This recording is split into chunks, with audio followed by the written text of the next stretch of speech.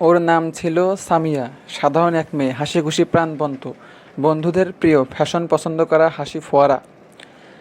স্কুলে গেলে ওর চারপাশে ভিড় লেগেই থাকতো, কিন্তু একদিন ওর জীবনে এমন কিছু ঘটলো যেটা বদলে দিল সব কিছু। সেদিন ক্লাসে ইসলাম বিষয়ে আলোচনা হচ্ছিল। সেখানে বলা হয় হিজাব শুধু কাপড় না, এটা একজন নারীর ইজ্জত, আত্মমর্যাদা ও আল্লাহর নির্দেশ। ওর চোখে পানি চলে এলো। সেদিনই ও সিদ্ধান্ত নিল, আমি হিজাব পরব কারণ আমি মুসলিম, আর আমি আমার রবের হুকুম মানতে চাই। পরদিন স্কুলে সে হিজাব পরে এলো।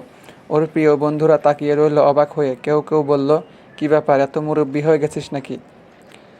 এইভাবে চললে তুই আর আমাদের দলে টিকতে পারবি না। আচ্ছা, মজা করবে কার সাথে? তুই তো একেবারে আলাদা হয়ে গেছিস। একজনও এগিয়ে এসে বলল, না ভাই, তুই ভালো কাজ করেছিস। না, কেউ বলেনি। উল্টো তারা তাকে একে একে বাদ দিতে লাগলো। গ্রুপ থেকে রিমুভ, পার্টিতে ডাক না দেওয়া, একা ফেলে যাওয়া। কিন্তু সামিয়া ভেঙে পড়েনি। সে কাঁদলেও হিজাব ছাড়েনি। সে বুঝেছে, মানুষের পছন্দ যদি আল্লাহর নাফরমানি হয়, তবে সে পছন্দে কোনো বরকত নেই। সে বলে, বন্ধু যদি হিসাবের জন্য দূরে চলে যায়, তাহলে সে বন্ধু ছিল না, সে ছিল পরীক্ষা। আর আমি এই পরীক্ষায় পাশ করতে চাই।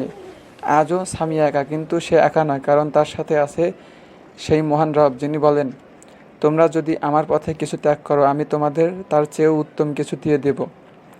প্রিয় বোন, তোমার হিজাবই তোমার সবচেয়ে বড় সম্মান। মানুষের মুখের কথা ভুলে যাও। আল্লাহ তোমাকে দেখছেন, তোমার সাহস, তোমার চেষ্টাকে তিনি অযথা যেতে দিবেন না। আজ যারা তোমাকে দূরে সরিয়ে দিল, কাল তারাই হয়তো তোমার আদর্শ হবে।